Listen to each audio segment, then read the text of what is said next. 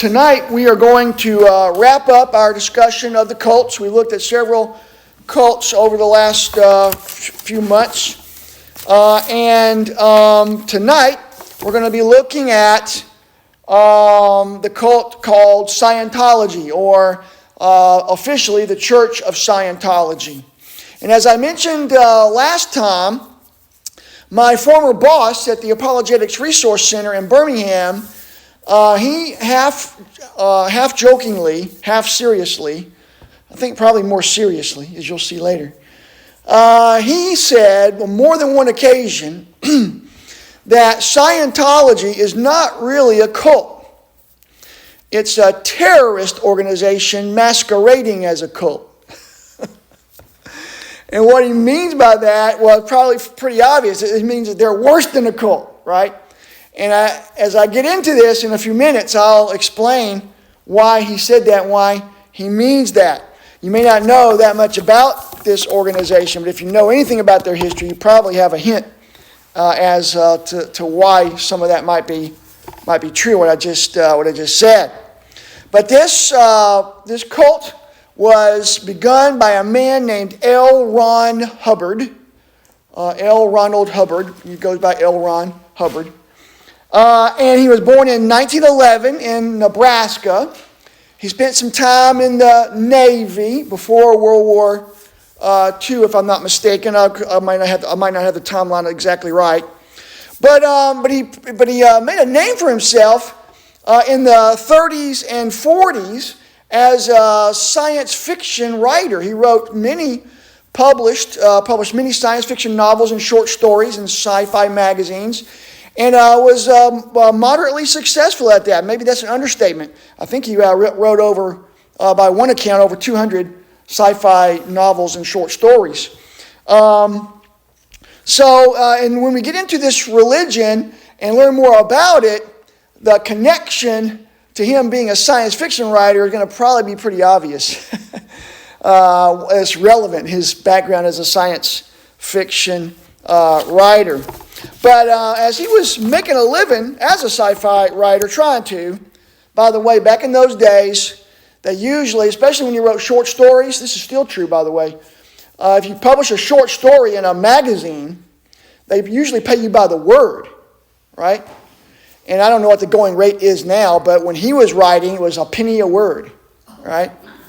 And he said, quote, at one point, he said, quote, "Writing for a penny a word is ridiculous. If a man really wants to make $1 million, the best way would be to start his own religion." End quote. And that's exactly what he did. He started a religion. And I'm going to call it, I'm not the only one to call it this, the science fiction religion. Because when you learn about their theology, it's a sci-fi story, right? It's exactly what it is, made up in his mind, to be sure. But he created this religion, I believe, as a money-making scheme, right? That's exactly what it was all about. In 1950, he published a very well-known, popular, best-selling book, sold, I believe, over 20 million copies, a book called Dianetics. Anybody ever heard of that? I don't know about you, but I remember back in the 70s and 80s, I think it was, they had commercials on TV promoting this book. And that's how it sold so many copies, is there was this big promotional campaign, marketing campaign to sell this book. And it touts itself, well, I'll read you a little blurb about it, if I can find it.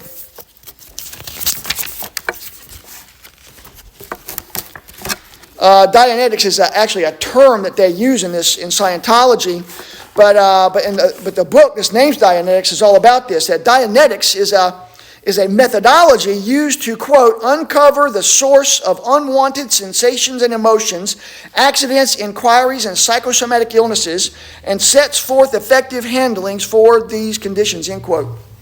So Dianetics is a method for helping you handle your psychological hang-ups and problems, basically, right? And that's how it's promoted. It's a way to gain mental health, right? And that's why it's a self-help book, right? And a self-help methodology. And that's why it was so popular and still is to some extent. But he published Dianetics, I believe, in 1950, and then he founded the Church of Scientology, where Dianetics was one of the core ideas in this church, in this organization. But he founded the Church of Scientology in 1953. Today, there are over 3,000 churches and missions around the world in over 100 countries, and they claim to have, statistics are hard to get accurate, but they claim to have over 8 million followers worldwide, all over the world. There are some very famous Scientologists. Can y'all name me some famous Scientologists? Tom Cruise, probably the most famous. John Travolta. Kirstie Alley from a famous Cheers TV show. Kirstie Alley. It's another one. There are some famous ex-Scientologists too. Maybe the most prominent one is Leah Remini or Rimini. I can't pronounce her. I don't know how to pronounce her last name, but y'all may remember her. She was the actress that starred in the TV show King of Queens. I don't know if y'all seen that, but she came out of Scientology and helped produce and was part of this documentary expose of Scientology that was put out a few years ago. Very well done, by the way. If you have a chance to see this documentary that she produced on Scientology as an ex-Scientologist, exposing all of their horror stories. You should watch that if you have a chance to. But why did my boss, Craig Branch at the Apologetics Resource Center, call this cult a terrorist organization masquerading as a cult? All right, you got a question? No, I have the answer. Oh yeah, what's the answer? All right. Because they do subtle terrorist attacks on things like they'll go figure out how to get your electric to go off when you're in the middle of your conference. Oh yeah. They have done things like that, exactly. But it's worse than that. I mean, you're right, but it's way worse than that, right? They're called, or Craig called them a terrorist organization because of the way they treat former members, like Leah Remini, right? And anyone perceived as an enemy or a threat to them, as well as because of proven and alleged criminal activity around the world. Listen to some of what Craig, this is a magazine I helped produce when I was part of that organization, the Apologetics Resource Center. And this issue is on Scientology, and Craig says some things about it. If I can find the right page. Hang on. Okay. He says in the May 1980 Reader's Digest, senior editor Eugene Melvin wrote an article, quote, Scientology is far more than a mere religion. An analysis of sworn testimony and the findings of official tribunals in 12 nations, plus independent investigations, reveal it to be a multinational racket masquerading as a religion, end quote. Attorney Michael Flynn and 6 other attorneys, still quoting Craig here, reported, quote, there is substantial, perhaps overwhelming evidence to support the conclusion that, excuse me, despite Scientology's attempted religious front, it is in reality a criminal, fraud-ridden, commercial, profit-motivated enterprise engaged in the practice of psychotherapy, Dianetics, with a military structure and operational methods. Some of their people actually wear uniforms, right? Salvation Army does too. That's true, but we won't go there. But anyway. But military structure and operational methods designed to accumulate money, information, and power. In court cases going on, I'm still quoting Craig, stemming from a 1977 FBI raid on Scientology's headquarters, 11 of the church's leaders, including the leader's wife, Mary Sue Hubbard, were convicted of conspiracy and burglary and sentenced to federal prison. The raid uncovered hard evidence of numerous plots and covert activities designed to intimidate and silence any opposition to Scientology, including having planted spies and bugging devices in the IRS and Justice Department. Can you believe that? They're sneaking in to IRS offices and putting bugs. That's crazy, right? It's crazy. Well, how else are they going to know how to retreat? Yeah, I guess so. But basically, they're a terrorist organization because they intimidate anyone who dares to criticize them, right?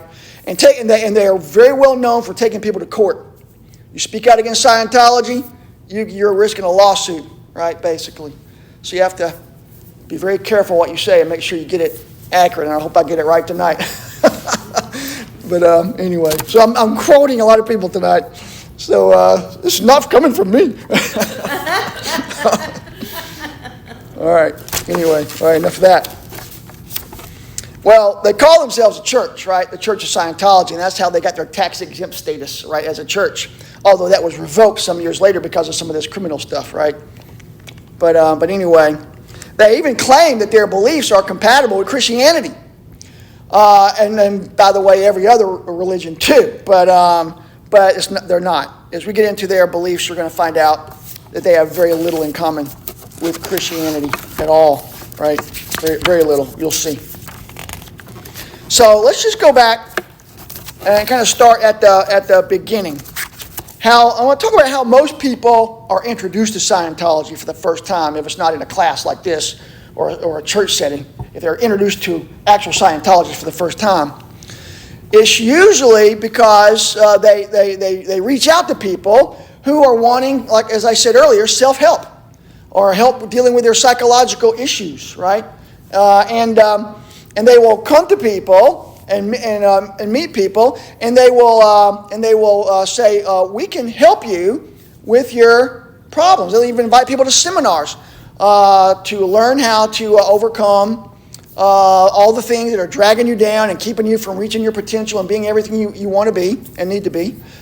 And they will engage in something that they call auditing. Auditing, but it's got nothing to do with the IRS.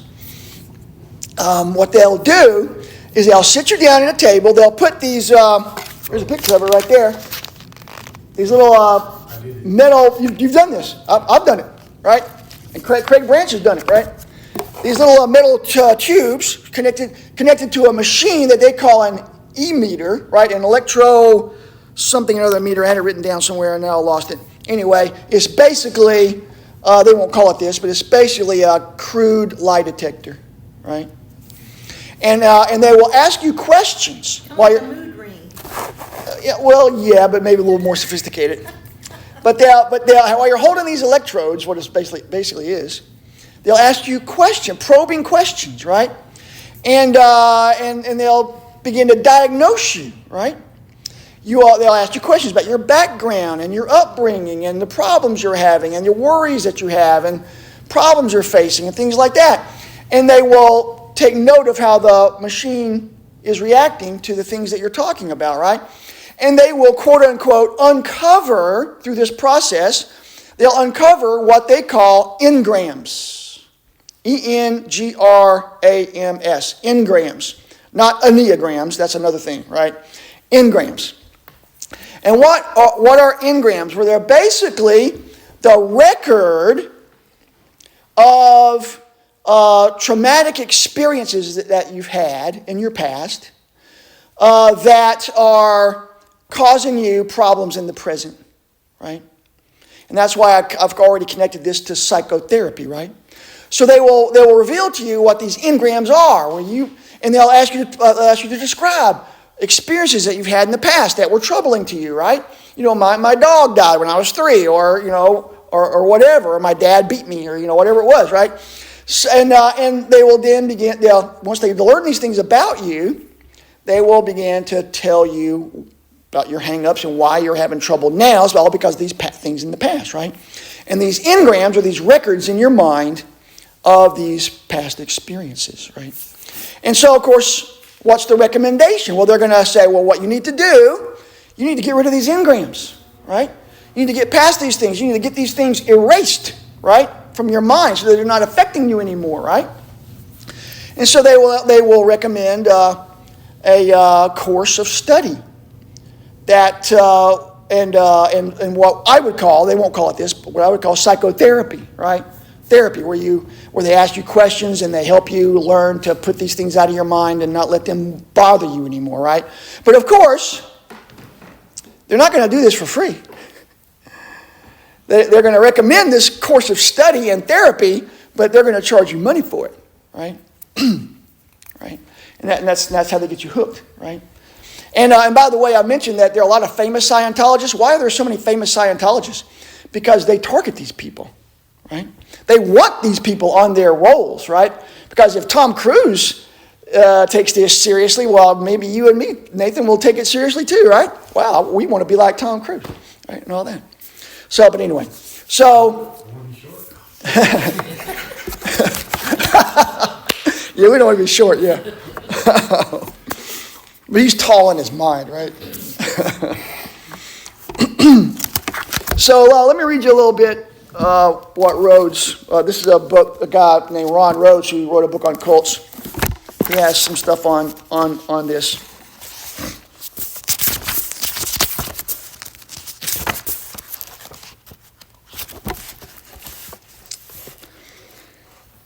He says, okay, we're going to... Okay. I didn't mark it like I should have marked it. Well, these engrams, he talks about these engrams there, and I already told you pretty much what he says about them. They're these psychological things in your past, right, that are affecting you. And so the goal, of course, is to get rid of these engrams through some kind of therapy, right? And the goal, of course, is to become clear, right? That's the term they use. You want to be clear of the engrams, right? Erase the engrams from your mind, and you're clear, right? But of course, you got to go through the process to become clear, and it takes a lot of money and a lot of time and a lot of effort and a lot of visits to the auditor. That's not a therapist; it's an auditor, right? That's why they call it auditing, right? But it sounds too much like the IRS to me. I don't care for that. But anyway, now so becoming clear is the goal, at least initially, and that requires a lot of money. And but then notice, but it doesn't stop there. Once they got you hooked with that, they got more. They got a lot more. Walter Martin, in his book on cults, he says about this. He says, the cleared thetan, oh, by the way, they call the human spirit a thetan. I'm going to say more about that in a moment, right? The cleared thetan must learn to gain control over his environment and become an operating thetan, an OT, an operating thetan, a thetan who operates, right? Operating as a thetan, right? The cleared thetan must learn to gain control over his environment and become an operating thetan, or OT, right? Matter, energy, space, and time, MEST, all caps, are the physical universe. Everything but the thetan is MEST. A thetan can potentially control MEST by operating independently of his body, right? Let me back up for a minute. I've skipped over some stuff. They basically understand a human being as a thetan. And a thetan is an immortal spirit. It's an immortal spirit. And every thetan, and that's you, you're a thetan. If Scientology is true, you're a thetan. You, the thetan, have existed for trillions of years. Trillions of years. I forget how many now, but it's many trillions of years you've been around, right? And of course, they believe in reincarnation, right? That's how they explain why you've been around for those many years, right? And it goes way, way back. I'll say more about that in a few moments. But once your thetan, your soul, if you will, is cleared of the engrams, there's more to be done. You got to learn how to operate now as a thetan, right? Once you're clear and the engrams aren't holding you back anymore, right? Now you got to start living your life as a thetan, operating as a thetan. And that means controlling your reality.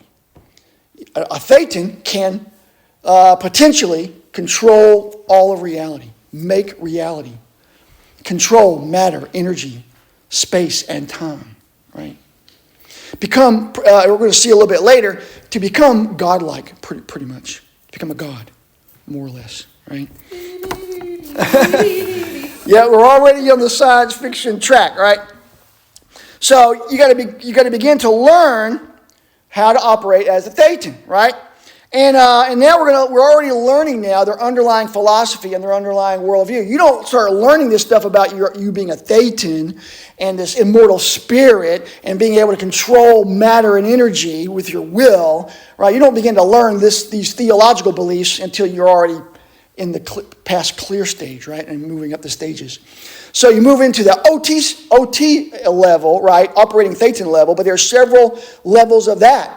Last time I read about this, there were like 30 OT levels, right? And most people don't make it that far. Level 2 or 3 is about as far as most Scientologists make it. They run out of money but before the most, unless you're Tom Cruise, right?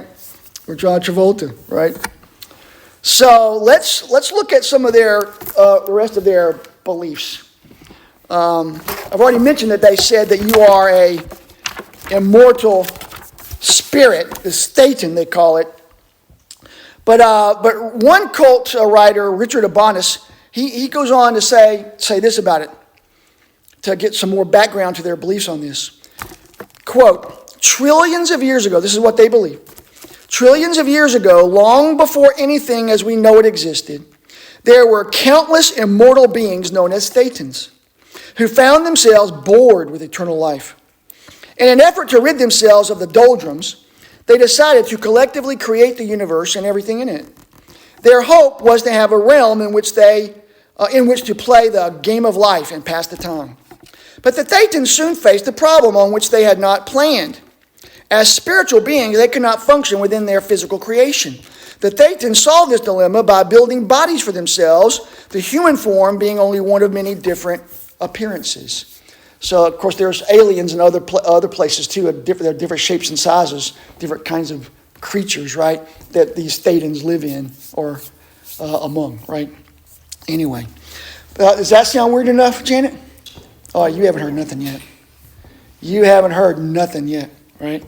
When you get to OT level 3, unless you're sitting in this room listening to me, when you get to OT level 3, you learn this, quote, at OT level 3, they're taught that, quote, 75 million years ago, a tyrant named Xenu, that's Xenu, Xenu, ruled the Galactic Confederation, an alliance of 76 planets, including Earth, then called Tigik, right? Earth was called Tigik. Did you know that, Sandra? Now you do, right? Still quoting, to control overpopulation and solidify his power, Xenu instructed his loyal officers to capture beings of all shapes and sizes from the various planets, freeze them in a compound of alcohol and glycol, and fly them by the billions to Earth in planes resembling DC-8s. Right? There's a picture of it somewhere in this book. It's a mock-up of this. It's just silly, but there's the DC-8s flying to the mountains, right? Okay. Where was I? Lost my place. Oh. Resembling DC-8. Some of the beings were captured after they were duped into showing up for a phony tax investigation. Well, I don't know. The beings were deposited or chained near 10 volcanoes scattered around the planet.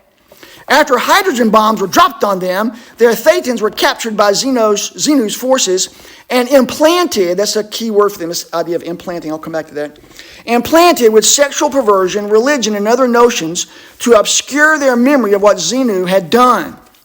Soon after, a revolt erupted. Xenu was imprisoned in a wire cage within a mountain where he remains today.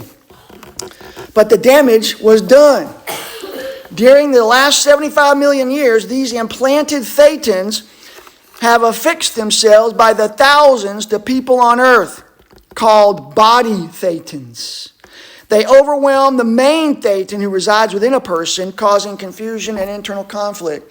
So not only do you have engrams in your mind that are the result of your own traumatic experiences, right?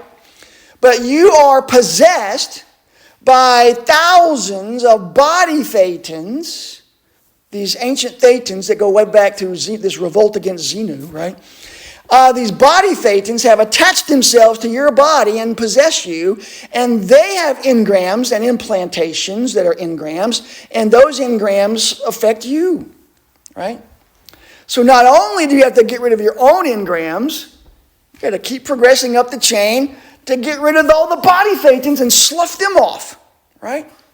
So how many more millions of dollars are you going to have to pay to get rid of the thousands of body thetans that are possessing you right now? I'm not making this up, but somebody did. And his name was L. Ron Hubbard. That's what Lucas did. Yeah. Taking it from that. Well, didn't I tell you this is a science fiction religion? Yes. This is a sci-fi story that he turned into a religion. Right? It's exactly what this is. It's insane. And yet there are people that believe this nonsense. Now, when you sit down for the very first time in the hotel conference room with the tubes in your hand getting audited for the first time, you don't know any of this stuff. If you did, what would you do? If they started talking to you about body thetans possessing you and Xenu imprisoning thetans on earth, you'd get up and walk out, right? No, you have to become OT level 3 before you learn this stuff, right? And by that time, you're already hooked. By the millions, you're hooked. You're in, right? Anyway, so this is their worldview. This is their belief system, right? It's crazy stuff, right? So let's talk then let's just go through some of their other theological beliefs. I've already mentioned that human beings are basically thetans, these immortal spirits. They believe in reincarnation, right? I've already mentioned that. They believe that human beings are basically good. All your problems and all the bad things you do are the result of what? Engrams? The engrams, yeah. The engrams, that's right. That's exactly right. And so if your problem are these engrams, and not just yours, but the body thetans too, right? But if your problem is these bad thoughts, what's the solution? It's therapy, right? Mental health, right? The goal is mental health, right? You can be cured by getting the right kind of therapy, basically is all that it's about. Bad behavior is simply a result of poor mental health. And so good behavior and a good life is going to be the result of mental health. And mental health is achieved by following their program of becoming clear and then learning to become an operating thetan up the various levels, right? That's basically it. So there's no such thing as sin and evil in this worldview. Certainly no such thing as original sin, right? We believe that we're born sinners and that our real problem is our alienation from God caused by our evil choices, right? But for them, salvation is the eradication of the engrams and thereby the achievement of mental health, right? Okay. But if as you progress up the levels, there's more to it, right? I've already said that. What is an operating thetan able to do if he's operating well? Control MEST, right? Matter, energy, space, and time. To become basically a god, right? And they believe that once you're clear and you're starting to learn how to become an operating thetan, you can control your environment. You can even leave your body, what they call astral projection, and look around the world outside your body and things like that. And they teach people techniques for doing this, or at least thinking that they're doing this. Out of flatline. Well, I don't know about that part of it, but anyway. So. What would it be like to work with a person like that? Sure. You'd be worried they would zap you or anything. Who knows, Judy? I watched a documentary the other day on CIA people that are taught to look at other sites and stuff. And they're using Oh, I've heard about some of that. That's weird too, man. That's weird. All right. What about God? Do Scientologists believe in God? Well, they will say they do. They say they believe in an ultimate being or God, but they leave it undefined. Yeah, I call it it for a reason. Undefined. They say you can pretty much imagine God however you want, right? We don't care. That's what they'll say. But when you dig deeply into their system and look at the background of all this, they basically, according to many sources, their view of God is pretty much the Hindu view of God. Brahman. Hindu God is called Brahman.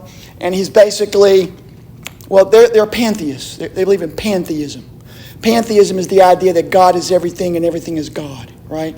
God is this impersonal force, like in Star Wars, right? And you're really just part of God. And as you learn to operate as a thetan at higher and higher levels, you're basically becoming God.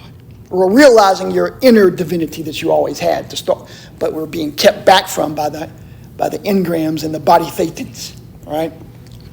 Okay. What about Jesus? What do they think about Jesus? Remember that one of the things that the tyrant Zenu did to the Thetans to keep them ignorant of what Zenu had done to them and sending them to Earth and kidnapping them from their home planets and sending them to Earth to control the population was he gave them implants. An implant is a false idea or a false concept. Basically, it's a bad engram, right? That's put into your mind, right? And one of the implants that Zenu put into all the Thetans he sent to Earth was religious implants, false religion, right? Jesus, or the idea of the Christ, was an implant put into Thetans millions of years ago. So Christ is an implant. What did I say an implant was? A false concept, right? So Christianity is a false religion designed to keep us from being everything we can be, right? And therefore, it's one of those things that have to be cleared, right? Now, didn't I say a while ago, though, that they say that their view is consistent with Christianity? Not really. That's just a lie, right? Because the Christ idea, or the idea of Christ and the Savior just comes to save us from our sins, is an implant, a false idea, right? Now, what about the man, Jesus, who walked around? They believe that he was a man who was a Messiah. They'll even call him the Messiah. But he was just one Messiah, one Savior figure, one teacher among many other teachers, like Buddha is just as much a Messiah as Jesus was, right? And they even say this. L. Ron Hubbard said that Jesus was just a shade above clear. So what does that mean? It means he achieved clear, but he never became an operating Thetan, right?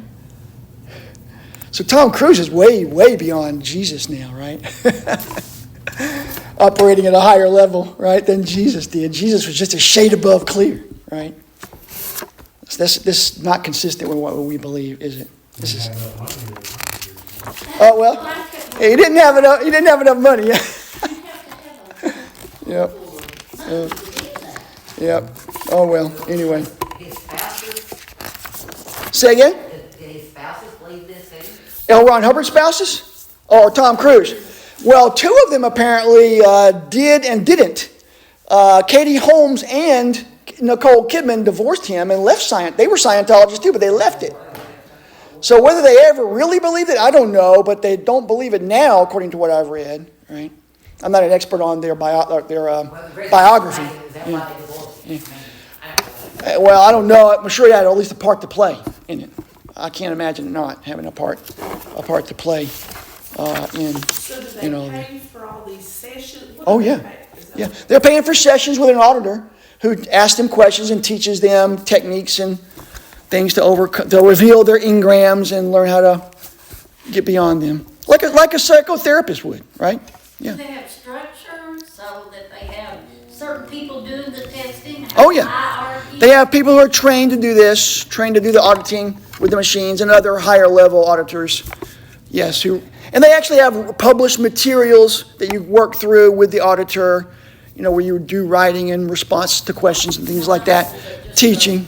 You go to seminars and things like that. And of course, but to get that material, you have to pay money, right? That's. Like you tap your toe in a really good fashion, you beat the machine. Yep, that's right. But anyway, you never heard anything so crazy as this. The only thing that comes close to being this bizarre is Mormonism, right? Remember some of their wacky beliefs about gods on other planets? But this goes even beyond that in my mind. Oh, right? there was that guy Yeah. that thought that there was a spaceship and a comet and Oh, well, yeah, the Heaven's Gate cult. Yeah, Heaven's I don't know Gate. much about them except, they did believe the UFOs were coming to take their souls and they had to commit suicide so their souls would go to the spaceship. Oh, boy, what a deal. No, you see those bowls and people all go through where the It's something else. Well, I've given you about just about everything I know about Scientology. You have any other questions? Maybe I can answer them. I'll try if I can. Any other thoughts on it? I don't know how you can wrap your head around these thoughts. It's pretty hard to wrap your head around it, yeah. It's hard to imagine anybody believing this stuff, yeah. But that's why they introduce it slowly, right? You don't learn all the wacky stuff until you get into it. That's true of other cults too. Many folks who are evangelized by Mormons aren't told about the planet Kolob that God came from, right? And all that. You don't learn that until you're well into the Mormon religion, usually. That's why one of our jobs as Christians is to expose this stuff, and why we need to study this material, so that we can go, if we know somebody who's getting into Scientology, but doesn't know some of the stuff we've talked about, and you know that they probably would leave it if they heard this stuff, well, what's our job then? We have to learn this so we can tell them, this is what you're getting into, right? And they might not believe you at first. But they'll soon find out if they stick with it. It's really crazy. L. Ron Hubbard, I didn't mention this, he died in 1986. The current leader of the movement is a man named David Miscavige, I'm not sure how to pronounce his last name. Miscavige. Miscavige. Locked into my head still, that volcano and everything. Yeah. And the DC-8 circling the volcano. Anyway, all right. He wrote some... L. Ron Hubbard wrote some other sci-fi novels after he created Scientology, which I know are just chock full of Scientology doctrine. Have you ever seen a novel, a big thick novel, and they made a movie based on this where John Travolta was the star, named Battlefield Earth? You ever seen that? Battlefield what? Battlefield Earth. That's L. Ron Hubbard novel. And John Travolta played in the movie version of that, Battlefield Earth. And there's Scientology in that book. Anyway, the body thing's bound to show up, I'm pretty sure. Anyway.